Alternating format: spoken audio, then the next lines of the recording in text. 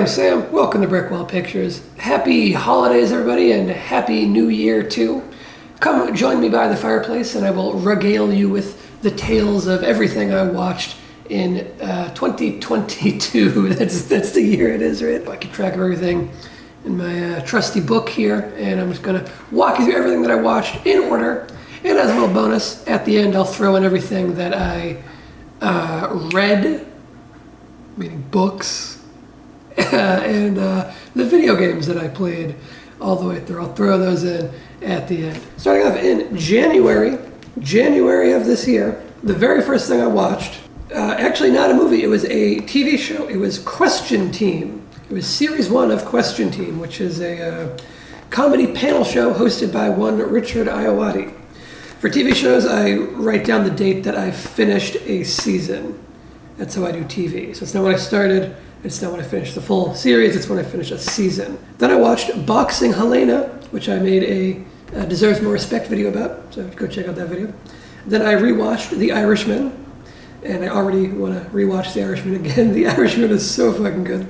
I watched Jimmy Carr's His Dark Materials, which is a stand-up special. I watched Landscapers, that new HBO show, which was not great, even though it had two great actors and two great performances in those lead roles, but I was not impressed by the writing. But again, the direction was really impressive too. Well, the production design was extremely impressive too. It was the writing that let me down on Landscapers. Very clearly a show that should have been an hour-and-a-half long movie instead of a multi-part TV show.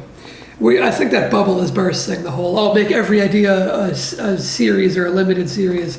I think that bubble is bursting in the streaming landscape. Then I watched Pather Panchali, watched Kill List, Stathlet's Flats, Series 2. I think I watched Series 1 at the end of the previous year. I watched Lost Daughter, a promising debut from Maggie Gyllenhaal as a director. I watched Better Call Saul Series 4, and that is the most recent series I've seen at this point. I just started Series 5 last night, actually. Season 5, I mean. I'm using the British term series. Then I watched Stathlet's Flats Series 3. Went through that show pretty quickly. Great comedy. Then I watched The Last Duel, and was pretty disappointed by it. Oh, by the way, I log pretty much everything that I watch on Letterboxd right when I watch it. So if you want to follow along with what I'm watching in a more immediate sense, go ahead and follow my Letterboxd. It's this tag on the screen here, which is not ideal, but that's the tag I got. Then I watched Black Coal Thin Ice, which is something I like to do occasionally, is go to a library and pluck a movie at complete random off of the library shelf, a movie I've never heard of that just strikes my fancy, and this was one of them. I think this movie does have some kind of following, but I had never heard of it. I just liked the title, Black Coal Thin Ice, which I know is only an English title. The original title is, I believe, Daylight Fireworks, which is also an interesting title. But then I watched Angel, not that TV show, but the old exploitation film Angel. Then I watched Oxygen, the new Alexander Aja film. I like Aja as a director. Did not like Oxygen, which is strange because I like some of Aja's movies that are widely disliked, whereas Oxygen is like one of his most acclaimed movies, and I did not like Oxygen. So on different wavelengths, I guess, there. Then I watched The Woman in the Window, and I was baffled by how unbelievably bad it was. Good cast, pretty good director, great screenwriter, horrible movie. One of the worst things I have seen with a big budget lately. I could not believe how bad it was. I don't know what happened. It's one of those movies where it's like confusing how much of a mess it is. The editing especially. The editing was, I think, probably the worst editing I saw all year was in that movie. Okay, Matchstick Men was what I watched next, which I watched from my Ridley Scott tier list to round that out. You can check out my Ridley Scott tier list. I will put a playlist of all of my tier lists down in the description because a lot of these movies are from filmmakers that I've made tier list videos about. Then I watched House of Flying Daggers. That was like a rewatch. Then I watched, I did a double feature of Surveillance and Chained, which are the other two movies made by Jennifer Chambers Lynch, who is David Lynch's daughter, but more pertinently is the director of Boxing Helena. I watched her other two movies before I made my Boxing Helena video. They didn't really come up in the video, but I wanted to have that rounded knowledge of her directorial output. Because other than these 3 movies, she's mostly just done television in like individual episodes of other TV shows, not like her own TV show or anything. Her career, she deserves a better career. I think she's a really good filmmaker in her own right, and not just because she's David Lynch's daughter. I think she has a style of her own and is a good filmmaker who never really she got kind of unfairly screwed over a little bit on Boxing Helena, but I made a whole video about that, so just go watch my Boxing Helena video. Then I watched Shiva Baby, which I had high hopes for and didn't love, but it was okay. Then I watched Ozark Season 4 Part 1, and I have not watched Part 2 yet. It's not really because I've heard that it ended horribly, though that is part of it. The other part of the reason is just I haven't had Netflix most of the year. I had it in January. I didn't have it. I had it in February too, I can see. I had it for a little while longer. Then I got rid of it most of the year. I just restarted it like 2 nights ago to watch Glass Onion.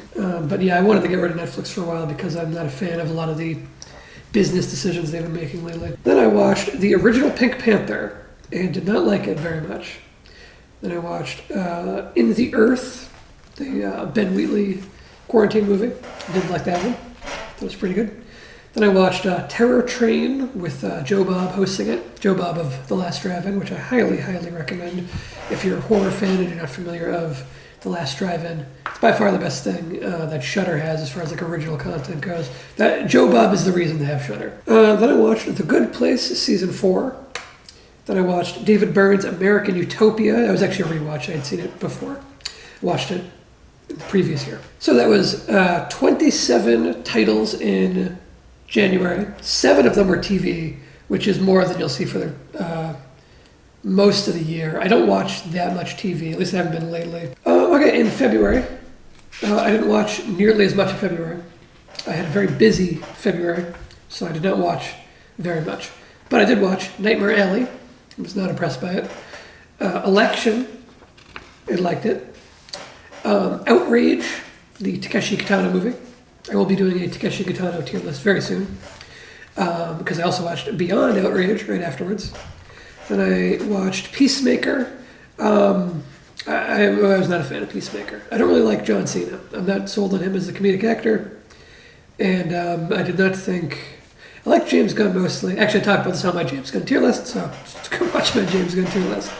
Then I watched Tokyo Sonata, and I will be doing a tier list for that director very soon. His name is Kiyoshi Kurosawa. I watched pretty much all of his movies this year. Actually, I'd seen a couple in previous years. I've actually reviewed a couple of his movies already. I reviewed his movie Creepy, and I reviewed his movie Charisma, maybe another one of his movies. Okay, then I watched Triple Frontier. Next, I rewatched Birdman for probably the 10th or 11th time, because Birdman is great. Then I watched Mirror, the Andrei Tarkovsky film. Then I watched the new Texas Chainsaw Massacre. Then I watched Seance, which is another Kiyoshi Kurosawa movie.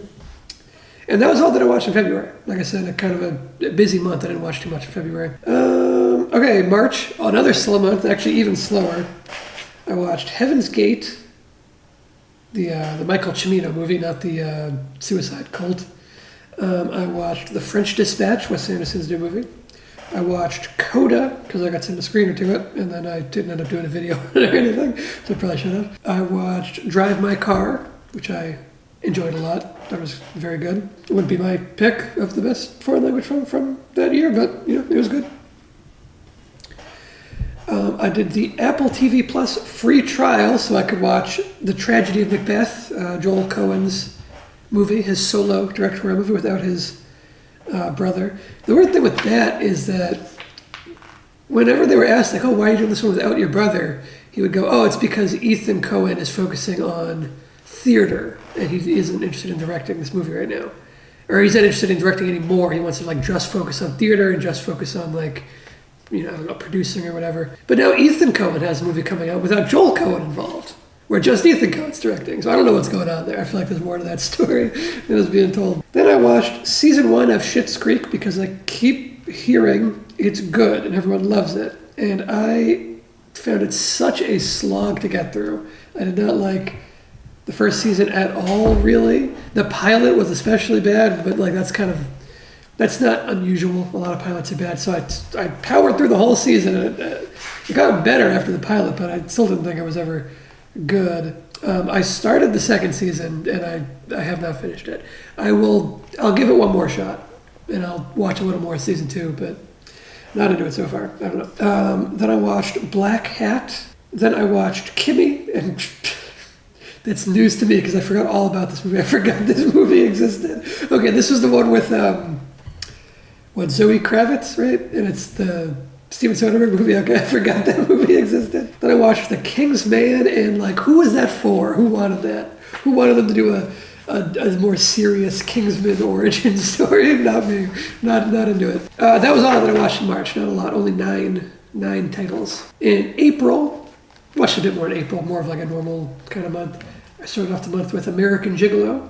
Then I watched Ocean's 11 and Ocean's 12 right after it.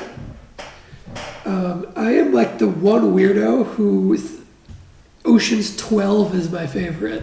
I don't like 11 or 13 nearly as much as Ocean's 12. And 12 is the one out of that trilogy that everyone else seems to not like and hate. I loved how like meta it got. I found it really funny in like a self-aware way that the other two didn't have as much of for me. I loved that whole part where Julia Roberts, her character has to pretend to be Julia Roberts. That was wonderfully meta and like postmodern to me, and I wish the other movies had more of that.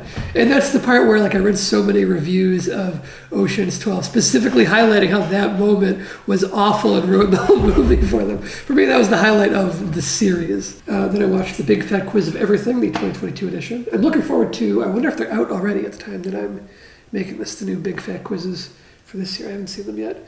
Then I watched The Fable, because I saw an action scene from The Fable 2 out of context. It was like, oh, that looks interesting. Let me check out The Fable. And I hated The Fable. So I don't know. Maybe it got better in the second one, or maybe it just has some good action and the movie's bad, but I did not like The Fable. Then I watched Contagion. I was a little late to the game with everybody watching it at like the start of the pandemic, but came a little later on and I enjoyed it. Then Ocean's 13. Then I rewatched The Exorcist. Then I watched that documentary that they did on Jimmy Savile, British horror story. Then I watched A Hero, that's the new Asghar Farhadi movie, not the Hero with Jet Li, though that's a great movie as well. Then I watched Shadows, which is the John Cassavetes Shadows, his first movie. Then I watched Frankenhooker and loved it. I loved Frankenhooker so much. I'm going to be watching it many more times in the future, I'm sure. That's a movie I'll be showing people. A movie called Frankenhooker has no right being as good as it was. It's hilarious, very funny. I really like Frank Henenlotter, the filmmaker. I've enjoyed all of his movies that I've seen. They're all schlocky trash, but they're my kind of schlocky trash. Then I watched The Stuff. Then I watched The Batman at like a fancy dinner party. It was kind of a weird pairing, like fancy dinner party and The Batman. I don't know if I would have watched The Batman otherwise. I thought it was fine. I didn't go crazy for it like a lot of people did. Then I went to the Academy Museum, which is a museum in LA, which is done by the Academy of Motion Picture Science, which is the group who does the Oscars and whatnot. They have a museum in LA, and in that museum there are multiple like movie theaters, and they host repertory screenings. And I went to a double feature of 2 Pedro Almodovar movies because they were doing a Pedro Almodovar like installation with a bunch of exhibits about him and whatnot. And I saw a double feature in 35mm of All About My Mother and Bad Education, and that was a really fun night. Then I rewatched Night of the Living Dead for probably the 20th time, and I watched it this time with Joe Bob hosting. Then I watched Joe Bob hosting Anthropophagus. That was 18 things in April. I started off May by watching Steak, and then Steak got me in the mood to watch and rewatch a lot of Quentin Dupieux stuff. So then I immediately afterwards watched Making Lamb's Anger, Das Photo Shoot, and Mandibles. I had a marathon. That was all in one night. I actually did 2 Quentin Dupieux videos. I did my Quentin Dupieux video essay, and then I did a tier list for all the stuff right afterwards. Then I watched The Philadelphia Story, the old Cary Grant, Jimmy Stewart movie. Then I watched Black Sunday, again with Joe Bob hosting.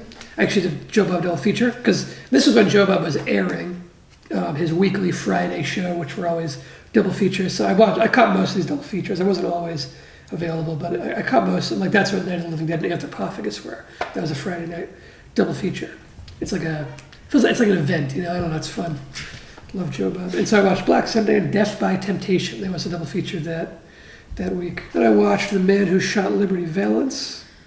Then I watched The Guilty, the original The Guilty, not the remake that came out recently with Gyllenhaal. I watched the original, I think it's Danish, the original. Then I watched Non-Film, which I talked about in my Quentin the Pew videos. Then I watched All About Eve, and I actually specifically watched All About Eve because it was a key part of All About My Mother, the Pedro Almodovar movie, and that's what the title's referencing. I would have watched All About Eve eventually anyway, but I kind of bumped it up in the queue because of the Almodovar movie. Then I watched Targets, the Peter Bogdanovich film, really good one. Then I saw Everything Everywhere All at Once, and I saw that one at a movie theater, which I don't actually go to the movie theater very much. For being a big cinephile, oftentimes I'll be like, oh, there's a new movie I want to see, and I just don't have the drive or the willpower or whatever to haul my ass to the theater. I mostly would prefer to just watch it alone on my couch. If I'm going to go to the theater, I prefer going for like a repertory screening of some old classic, like I did with the Pedro Almodovar double feature. Then I rewatched Knives Out. I don't rewatch movies all that often. Usually I need like a reason to rewatch it. Housebound with Joe Bob hosting. Then I watched The Sadness, and I reviewed The Sadness right after I watched it. There's a review for that on this channel. Then I watched A Pigeon Sat on a Branch, Reflecting on Existence, I think is the full title, but I only wrote Pigeon Sat on a Branch in my book here. Then I watched I kind of did my library thing again, where I plucked random movies that I'd never heard of. And I did two, and I did Spider Forest and Sorum, two Asian movies that I'd never heard of. Anyway, then I watched the first season of The Sopranos. Not a rewatch, just finally getting through The Sopranos.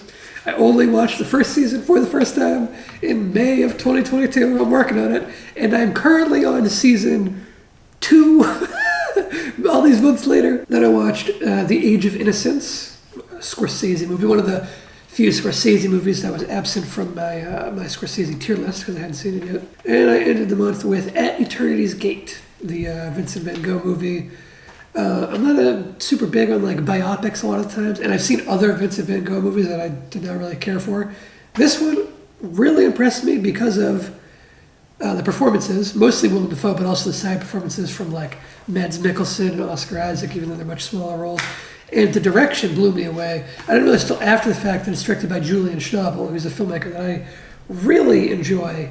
I think he's a great filmmaker, and his background as an artist, meaning like a physical artist, a painter, shows in his filmmaking and in his like attention to detail in Vincent Van Gogh's artwork. 22 titles in May. Okay, into June, I started off the month with Mishima, the Paul Schrader movie. Excellent movie. Then I watched The Northman. I did a free trial of Peacock to watch The Northman. The Northman is another one where like I planned on seeing in the theater, and then I just went, fuck it, I'll wait for it to hit Peacock. Then I watched Age of Uprising.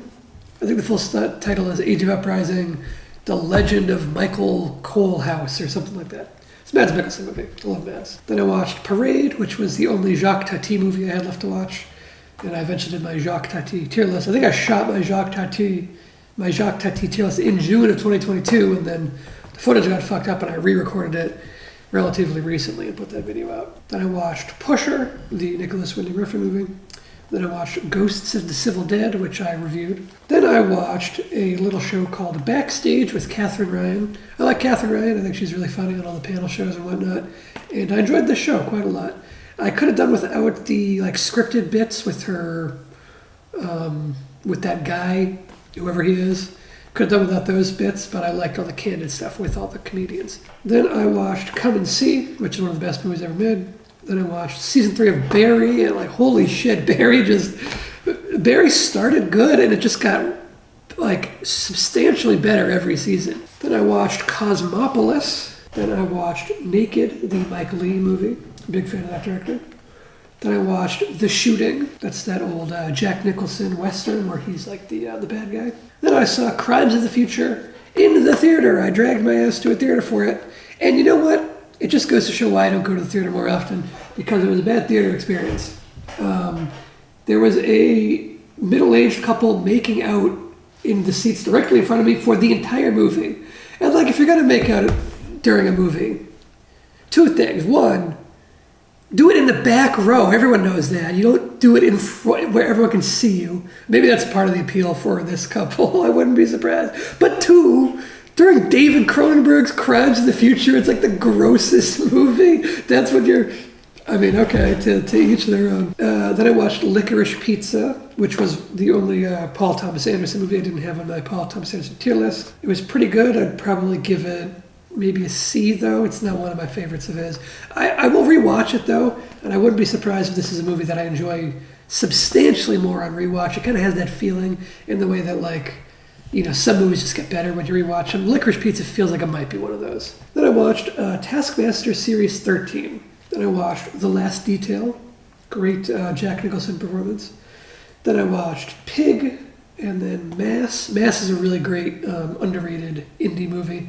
Highly recommend it. It's a pretty powerful drama. Then I watched Paper Moon, and then Stray Dog and High Low, a little Kurosawa double feature. And so that was 21 things in June. In July, I started off the month with To Live and Die in LA, and then Gone in 60 Seconds. I watched both of those as I was working on my car chase video essay. Gone in 60 Seconds I don't think is actually very good, but the car stuff in it is good. The actual movie around it is pretty terrible, though. Godfather 3. I finally watched Godfather 3. I've seen, you know, the other two multiple times each. I never watched the third one because it just has a weak reputation.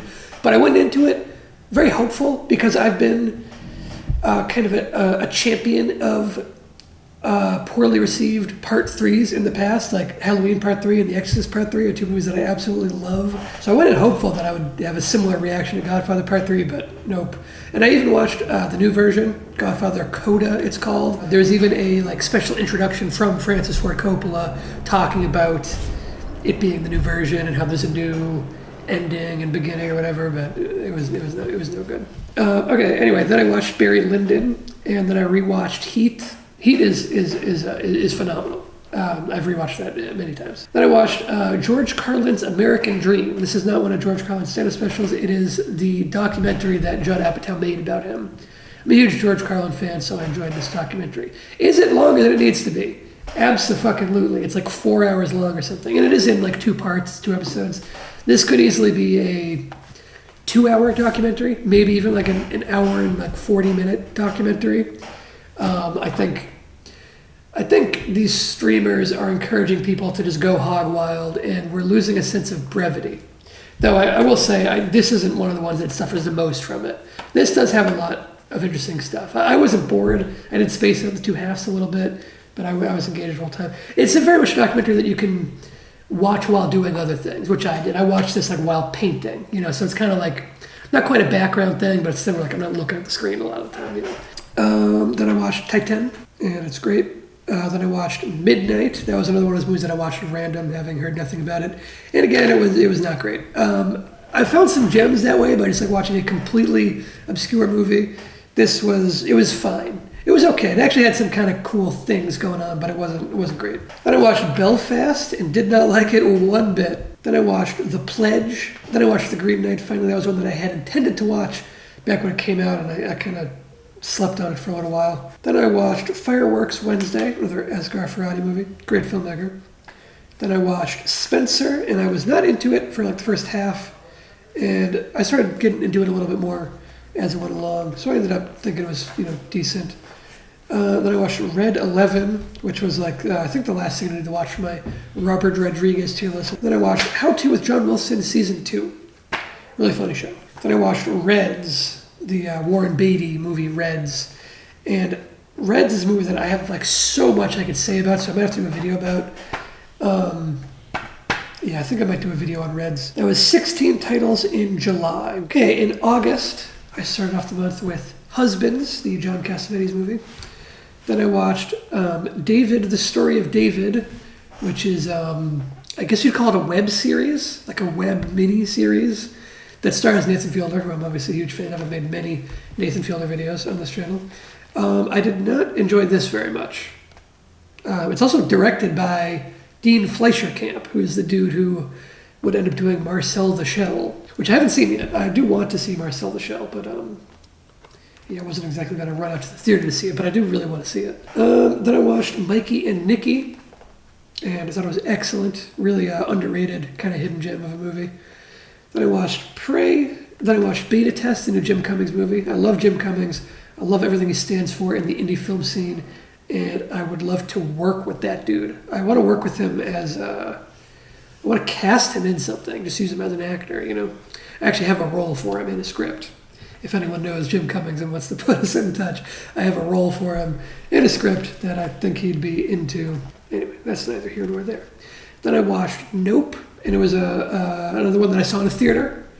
Nope was a very spontaneous case of, I co-directed a short film in August, and my co-director and we were doing pre-production stuff, and it was the day before we started shooting, and we had to be somewhere at a certain time, and we finished up the other pre-pro stuff we were doing ahead of schedule, so we had to kill 3 hours.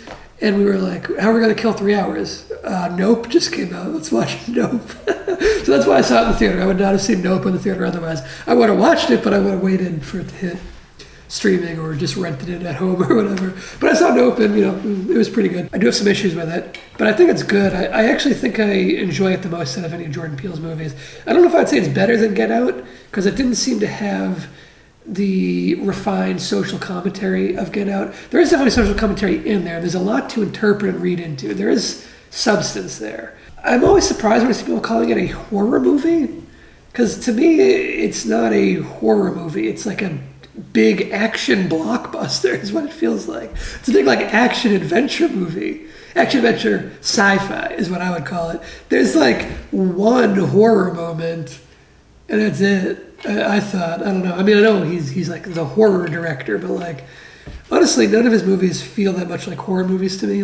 Get Out feels more like a thriller to me as well than a horror movie, but like a thriller comedy. I think August was the month that The Rehearsal finished, and I was watching The Rehearsal as it came out.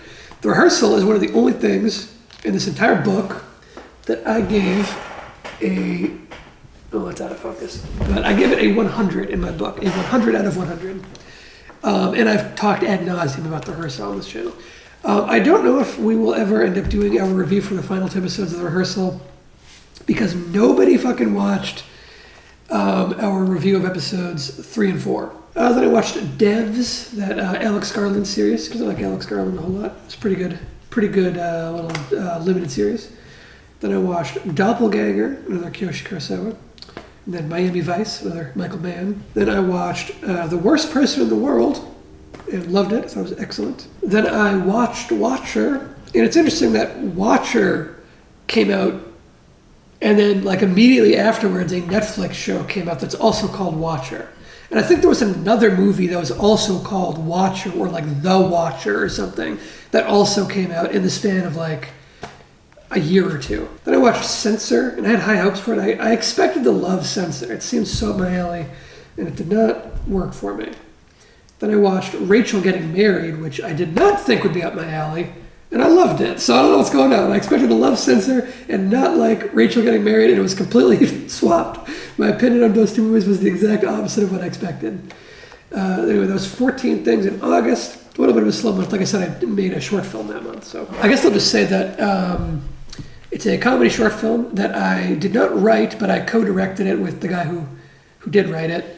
We shot it in August. I edited it, and it took a while to get the audio post done. We had to it took a little while to find people. We went through a few people. We eventually found a really good audio post guy, and it actually is just finished. Just 2 days ago, at the time of recording, is when I did the final 4K render and shipped that off.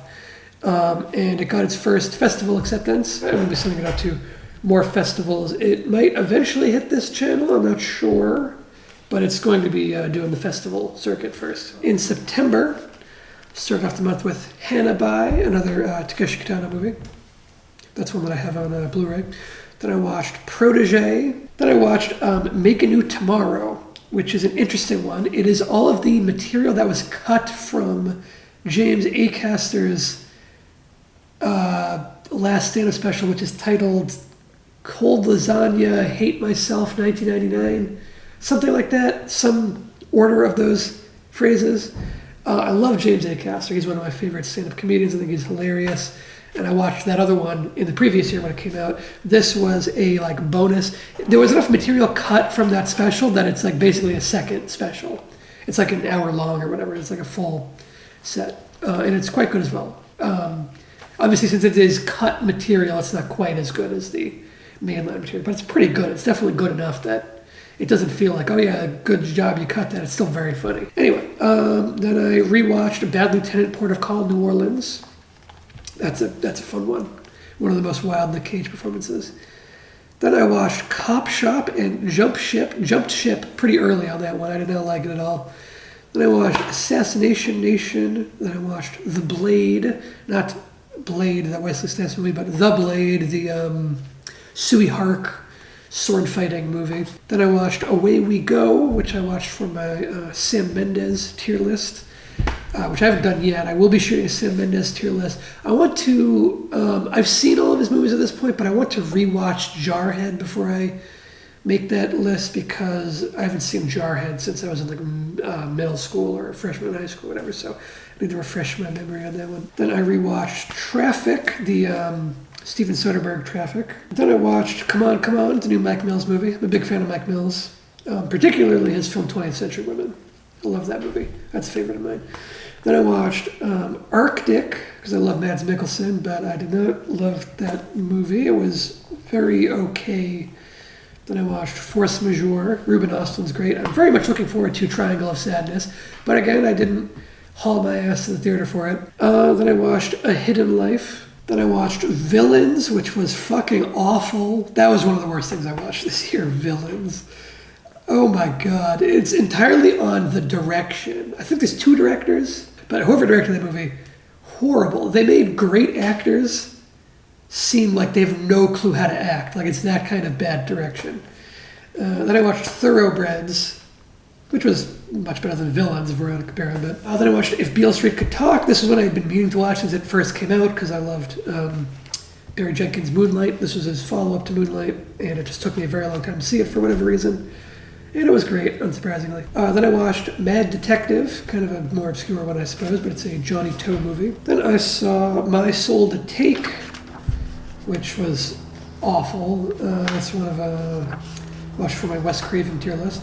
This is when I started working on my Macabre Month of Horror for the year. Was in September. Some years I start like all the way back in, I don't know, April or whatever on the Macabre Month of Horror. Most of these horror movies coming up, I covered in the Macabre Month of Horror. You can find all those videos on the channel. So that also included The Dark Half, a George A. Romero movie. Oh, then I watched The Lovers on the Bridge, which I made a video essay that just came out about it. Then I did a marathon of the whole Scream series. So, Scream 2, 3, 4, and 5. I didn't rewatch the first one just because I've seen it so many times, but I rewatched 2 and 3, and then I saw 4 and 5 for the first time. Then I watched Halloween, The Curse of Michael Myers, Halloween H2O, Halloween Resurrection, Rob Zombie's Halloween, and Rob Zombie's Halloween 2. And then after so many terrible Halloween sequels, I needed a little bit of a reprieve, so I watched Sonatine, the Takeshi Kitano movie. That one was a rewatch. I had seen that one before. Then back to horror with Monkey Shines, and then Cure, the Kiyoshi Kurosawa movie. September was a very busy month for me as far as movie watching goes. I saw 33 titles in September, which is more than one per day. Okay, then October. October is always a busy month for me in terms of movie watching. I have a strict horror-only rule for October. I only watch, read, and play horror stuff throughout October. The one exception I made here was kind of accidental because I watched Starman, which I needed to watch for my John Carpenter tier list, and I didn't even know if that was horror or not. There is still a little body horror in it, but it's mostly not a horror movie. And that was right on October 2nd. The rest should all be horror unless there's something I'm forgetting about. I then watched Slaughterhouse, hosted by Joe Bob. Then Season of the Witch, The Crazies, Dark Star, Night Riders. Those were all for my Romero and Carpenter tier lists. Some of those are rewatches, others are first-time watches. Then I watched Deadstream, pretty close to when it was released. That was a Shudder original. Then I watched the new Hellraiser. Pretty enjoyable, but it doesn't like hold a candle to the original for me. And it did some things I didn't like, but it did some things I did like too. So then I watched VHS 2, the only good segment in VHS 2, is the one by Gareth Evans and Timo Shagento, and it's genuinely excellent, their segment. Just watch their segment, which is called Safe Haven. Watch it as a short film on its own. It is excellent. You will have a good time if you're a horror fan. But the rest of VHS 2 you do not need to watch. I did the next Joe Bob double feature, and I watched Monster Club and Hellbender. I didn't like either of them. That was kind of a lame week. Then I watched Damien, The Omen 2. And you know what I just realized is I watched about 4/5 of The Omen 3, and I paused it because it was really late, and I forgot to ever watch the remaining fifth of The Omen 3. So it's not logged in here, and I don't know how it ends. Not that it was great or anything, but yeah. So The Omen 3, I've watched, I'd say 80% of The Omen 3. Then I watched the Poughkeepsie tapes. I loved it. A lot of people don't like that movie at all. I thought it was really good. And the amount that I liked it made me want to check out that director, whose name I think is John Eric Dowdle, something close to that at least. So I watched another one of his movies, which was As Above, So Below. Watched that. It wasn't awful, like some people call it like awful, but I didn't think it was very great either. I watched Halloween Ends right when it came out, and I did a whole video about why it was a disappointment. Check out that video if you want to hear my full thoughts on that. I watched The Black Phone and did not like it very much. I watched Ringu. Then I watched Joe Bob hosting Butcher Baker Nightmare Maker. That is a hidden gem right there. I thought that was great. That was really, really good. Then I watched VHS 99, and I thought it sucked. It's not the worst VHS, but it was not good. Then I watched VHS 94. That one I enjoyed. I think it was actually probably the best of the VHS movies. As far as like well-rounded goes, it didn't have like horrible segments, and it had multiple segments that were pretty good. At the same time though, I don't think it had like, there's nothing as good as Safe Haven in any of the other VHS movies. Well, actually, no, that's not true. The first VHS has Amateur Night, which is great. The second VHS has Safe Haven, which is great. The rest of them, none of the segments are too standout. Then I watched The Baby with Joe Bob hosting, and The Freak Maker with Joe Bob hosting, and Head of the Family with Joe Bob hosting. Head of the Family sucked. The other two I enjoyed decently. Then I watched VHS Viral, which is the reason why I said that 99 wasn't the worst VHS movie, because VHS Viral is the worst VHS movie by miles. It is crazy how bad Viral is, even by the standards of a series that was never very good to begin with. Then I watched The Nightingale, which I thought The Nightingale was a horror movie.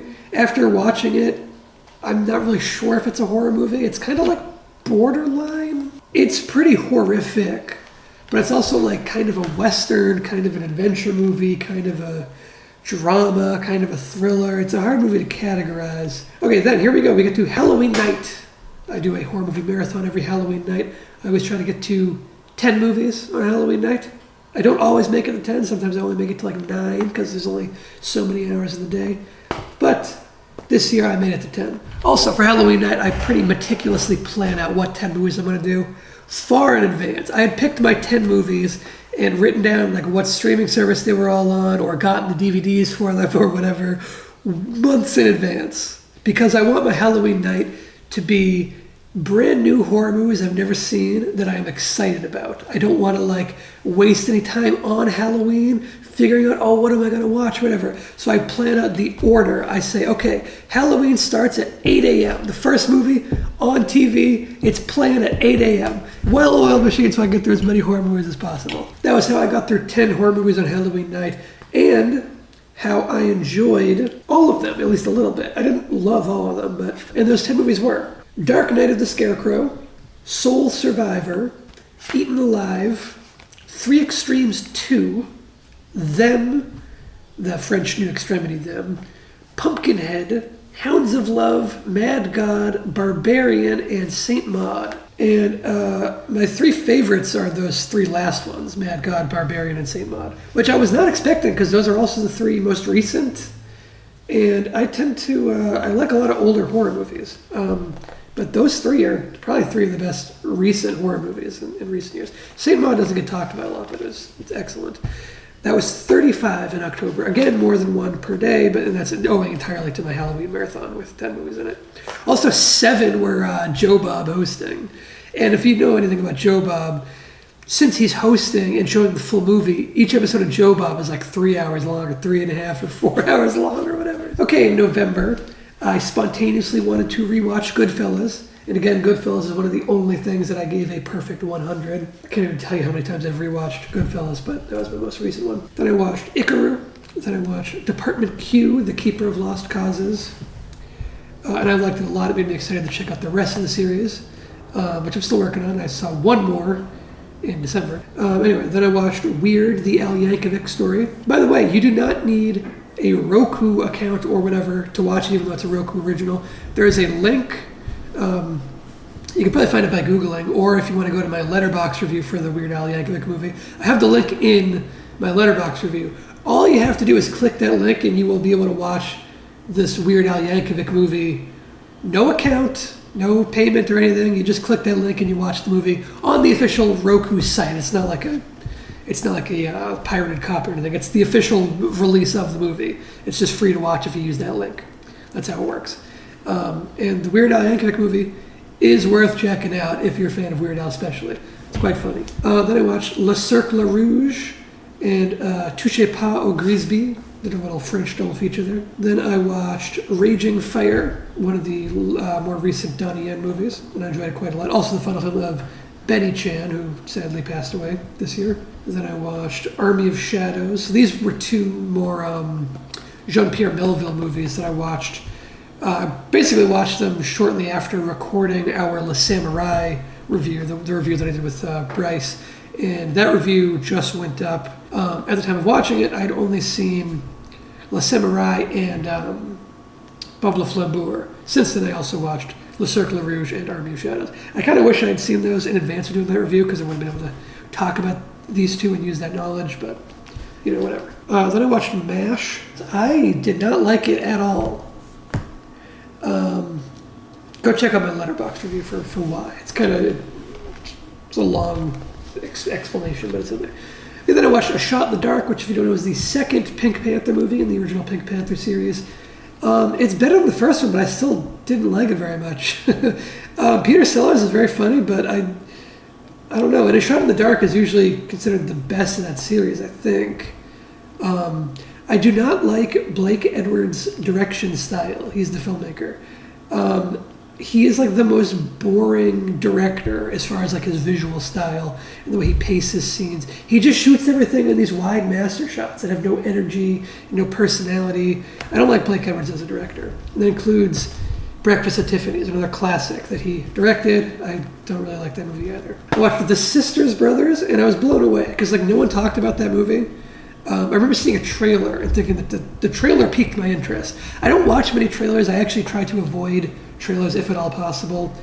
Pretty much the only time I ever see a trailer is if I am in a movie theater and I have to see the trailers. Otherwise, I try to avoid them. Even if, because like a lot of times, if there's a movie I'm interested in, I'm usually sold on it based on like who the director is, for example. And so if I'm already sold on a movie, I don't need to know the trailer. I would rather go in completely blind and just experience it without knowing anything. I find that's the more enjoyable way to experience movies for me. The Sisters Brothers, I had seen the trailer, I think in a theater for some other movie, like a long time ago. I remember having my interest piqued by the trailer, and then I just never got around to seeing it.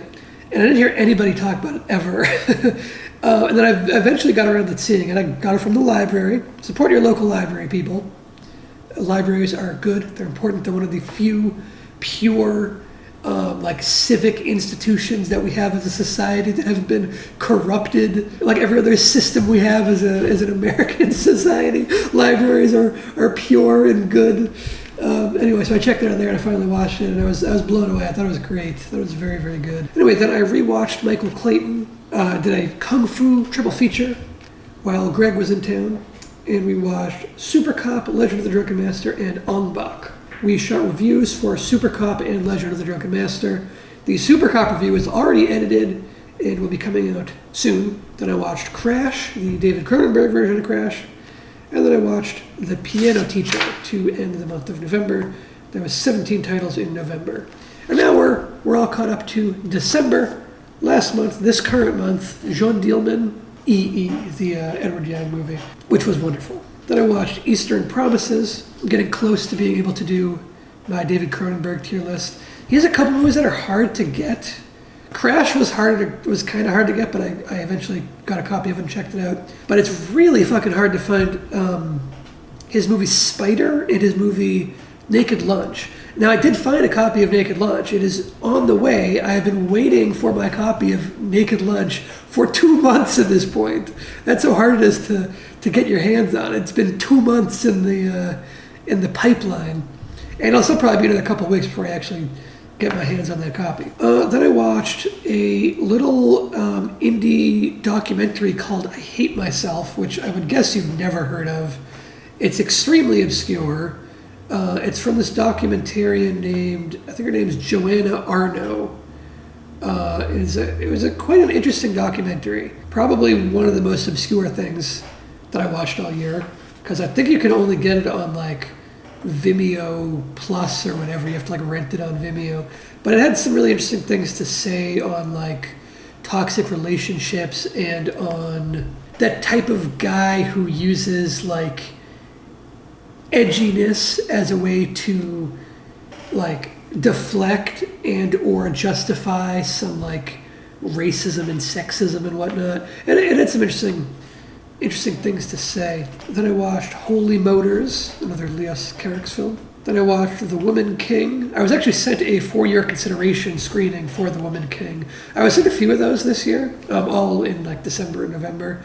I didn't watch most of them.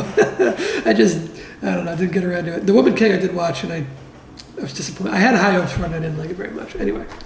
Then I watched Decision to Leave, finally. Terrorizers, which is another Edward Yang movie, because I liked E.E. so much more than Chick on another one. I didn't like Terrorizers as much, but it was still good. Then I watched Nimic, which is a Yorgos Lanthimos short film. Then I watched another short film, which was Judgment, a Park Chan-wook short film. Then I watched Sorcerer, which I'm a huge fan of. William Friedkin movie. I'll be talking about Sorcerer more in the future. Then I watched Taskmaster Series 14. Then I watched The Searchers, that John Wayne Western. That was another one of those ones that kept coming up on those like best movies of all times lists that I hadn't seen. Now I've seen it, and I would give it a thumbs down retroactively on all those best of lists. I don't think it's bad by any stretch. I do think it is a solid Western, but I do not count it amongst like the greatest of all time, like all those lists that put up there. Then I finally saw The Banshees of Inisherin. Again, another one that I would have seen in the theater. I just didn't have the motivation to go out and actually go to the theater. I watched it when it hit HBO Max. And I do not have HBO Max anymore because I don't like the direction HBO Max is headed. I feel like we need to, as they say, vote with your wallet on streaming services to send them the message that we don't like the direction they're heading. And that's what I'm doing by canceling HBO Max. Then I went back to the Academy Museum for a screening of Nostalgia, or Nostalgia, the Andrei Tarkovsky one. The one that's spelled with an H. This was actually the premiere of a new restoration print. So it was like a special event. Then I watched Cruising, and then Ali. Ali was the last Michael Mann movie I had left to watch. Then I watched the second Department Q movie, which is Department Q, The Absent One, and I didn't like it nearly as much as the first one. Then I rewatched Clue for probably the 5th or 6th time. Great movie. Then I watched Glass Onion. Then I watched Eyes Wide Shut for the first time. That was one of the Kubrick movies I'd never seen. Watched that on Christmas because it's a Christmas movie. I don't get why people debate about this. Any movie that is set on Christmas is a Christmas movie. It doesn't have to be like about family and be family friendly and whatnot. Like, I never understand the people who like will fight that Die Hard isn't a Christmas movie. Of course it's a Christmas. It's set on Christmas. There's Christmas lights. There's Christmas music. It's a Christmas movie. What more do you need? Just like Eyes Wide Shut is a Christmas movie. There's Christmas lights all over the place. Inside, the French Extremity movie with the pregnant woman being attacked for 90 minutes. That's a Christmas movie because it's set on Christmas. There's a Christmas tree in it. That's enough to make it a Christmas movie. The presence of Christmas is enough to make it a Christmas movie. I also rewatched The Great Escape on Christmas because that is one of my favorite movies of all time. That's another rare 100 out of 100 for me. And last up, I'm shooting this movie on the 27th of December. it'll come out, a couple days later. The last 2 movies I watched, I did a double feature of Windfall, which is pretty forgettable, and I rewatched About Schmidt. Mostly because I'm doing an Alexander Payne tier list, and it had been a very long time since I watched About Schmidt, and I wanted a refresher. If I watch anything else before this video goes up,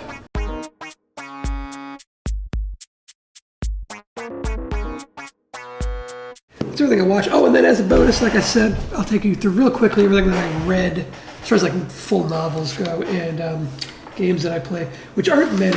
I didn't read very much this year. Actually, I kind of got through a lot of like shorter-ish games at the start, because this was the first year that I got an Xbox for the first time. And with it, I have Game Pass, so a whole bunch of games were at my disposal now that weren't ever before. I tend to start a lot of games and then don't have time to ever finish them.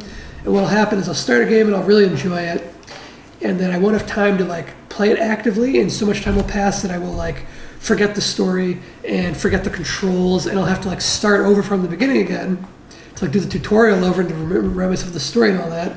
And then it's just a self-perpetuating cycle where I end up playing the beginning of a game repeatedly, and I never get like to the midpoint even. The first game I finished, Super Mario Odyssey. I didn't like 100% or whatever, but I finished the main, through line or whatever of it. I actually played most of Super Mario Odyssey last year, and I just only finished it in January of this year, so it's mostly played the other year. I played Peggle. You'll notice that like a lot of the games that I got through and have written down here are, some of them are games that like don't really end, but like you get, you retire them, I guess.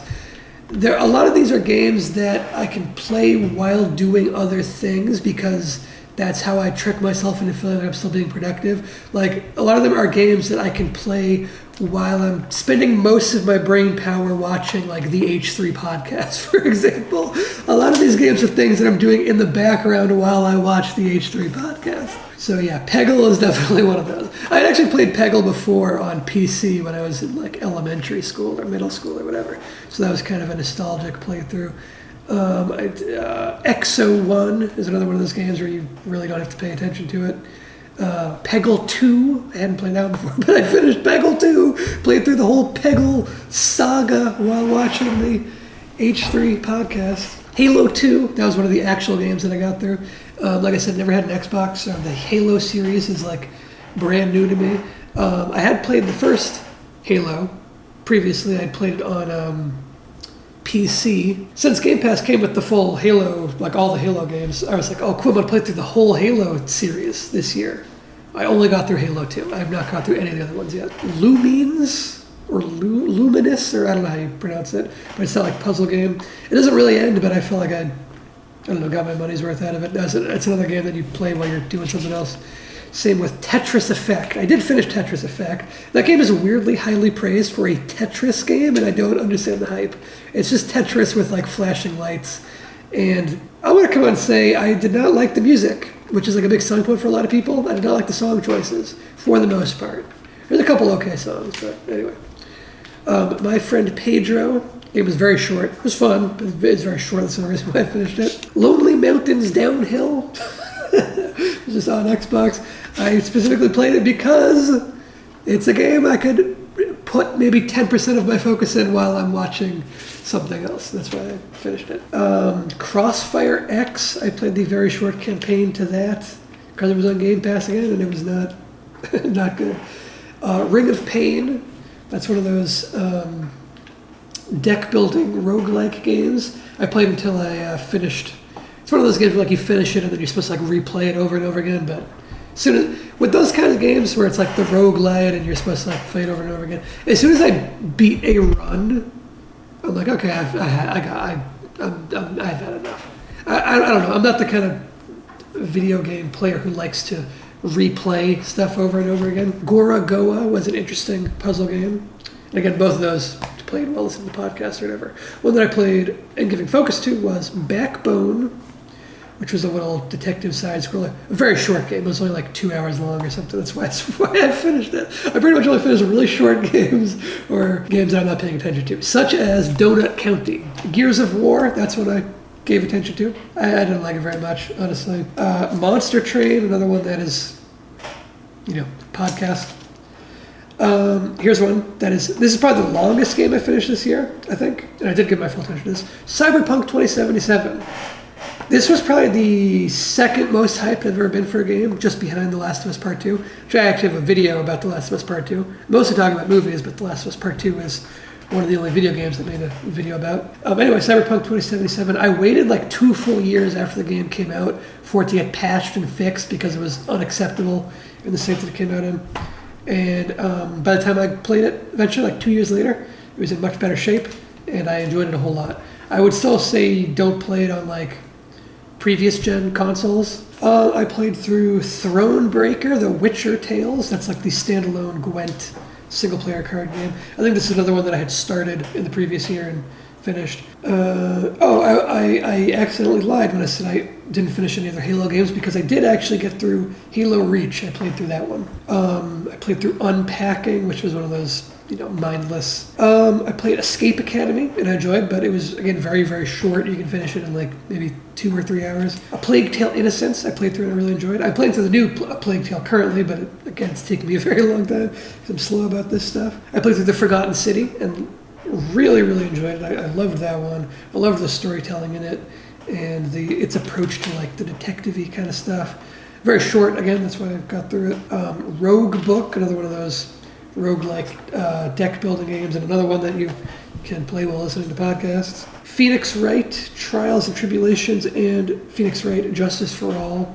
I'd finished the previous Phoenix Wright game in the previous year. These are the other 2 that were on that trilogy package. I like those Phoenix Wright games. Actually, I didn't like Trials and Tribulations all that much, but I liked the other 2 a lot. Trials and Tribulations was a bit of a rough patch to get through. I don't know what happened there, but that one wasn't as good. Those games they're visual novels, so they're like reading, so that's they're also very, very long. Those are extremely long. Those are kind of what I read instead of the books this year. I played through Lego Builder's Journey and fucking hated it. That was a short game that I was angry about how short it was. That game is like 40 minutes long, and they charge you like $30 for it. That's unacceptable. I played through Scorn, which is that game that looks like an H.R. Giger, world. Fantastic art direction. Pretty terrible gameplay, but the art direction is strong enough to have something worthwhile. Wasteland 3, I loved. Wasteland 3, I think I started playing in the previous year, and I only finished it finally in November of this year. That's how long it took me to get through. And it's not that long of a game. I think it's like maybe 20 hours, 20 to 25 or whatever, which is more than most of the games I play, but it's way less than like, I don't know, The Witcher 3 or something, which is like over 100 hours long. The Witcher 3 is a game that I have been playing for like 5 years now. I still haven't finished. Periodically, I'll pop it on and play a little bit. I'm just never seeing the end of that game. Outer Worlds, I finally finished. Again, that was a game that I got pretty close to when it came out like years ago, and I only just now finished it. And I didn't finish this game, but I put Dying Light 2 in here because I fully abandoned it, because I got Dying Light 2 pretty much right when it came out, because I was pretty excited for it. And it was horribly unfinished and buggy. I got this on PS4. I bought it before I had the Xbox, and I probably should have waited and got the next gen version of it.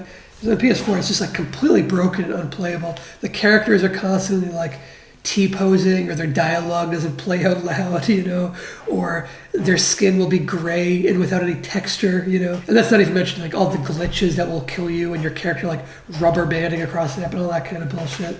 So I set the game down and I waited for I think 10 months or something like that, most of a year. And I just the other day reinstalled it and was like, okay, maybe it'll be fixed. I downloaded the big update file and the patch or whatever. But it's still horribly broken. I immediately encountered a mission that I cannot finish because it requires an NPC to go with you to this area. And it's one of the first missions where Rosario Dawson shows up, which I was excited about because I like Rosario Dawson. I reached a point in the mission, which I think is towards the end of it, where she goes, run, run, run, we gotta run, right? And she says that and her character just stands in place. Her fucking character model doesn't move. She's constantly screaming, run, we gotta run, he's gaining us.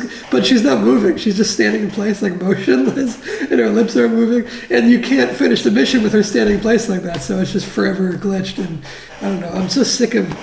It seems like the trend now is to release games that are completely unfinished. And anyway, out of books I read, the only couple books I read were, I read The Red Breast, and I did not like it. And I think I forgot to write it down, but I also read one of the other books from that writer, whose name is Joe Nesbo.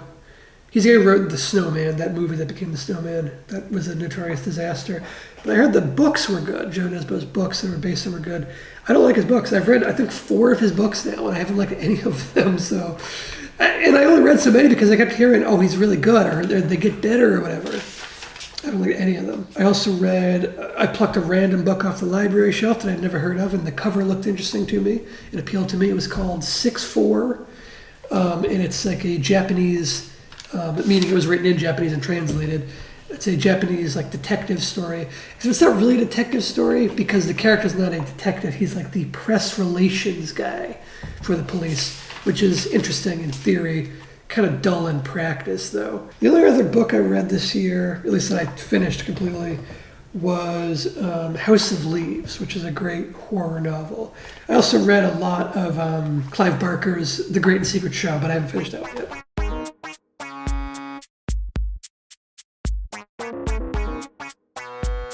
Oh, but I also had a book come out this year. Maybe I didn't read too many books, but I did publish a book this year. South of Mason Dixon is my horror novel. It was published earlier this year by Hellbound Books. Critics have been really enjoying it. It's gotten lots of strong reviews, which are fun for me to see because, you know, I write this stuff in a vacuum and I'm always like, oh, is this any good? And so it's nice to see that, yeah, people have been really enjoying this book.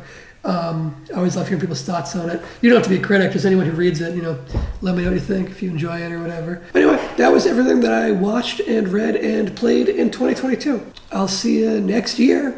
So long.